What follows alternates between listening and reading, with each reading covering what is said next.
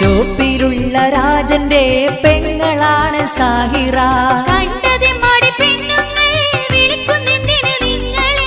അവരിങ്ങട്ട് വിളിക്കുമ്പോൾ ഞാൻ പിന്നെന്ത് ചെയ്യണം?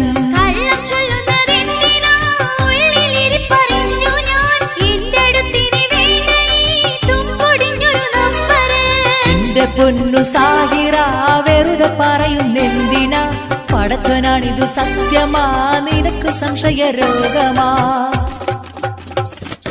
ഈ ഹലാക്കിൻ മൊബൈല് കണ്ടുപിടിച്ചതെന്തിന്? സമാധാനം കെടുത്തുവാൻ മുടിഞ്ഞു പോകണ സാധനം. മിണ്ടാണ്ടിരിയ സാഹിറ, മണ്ടത്തരം പറയല്ല. നീ കരുതും പോലിത് ലവും മറ്റതുമല്ലടേ.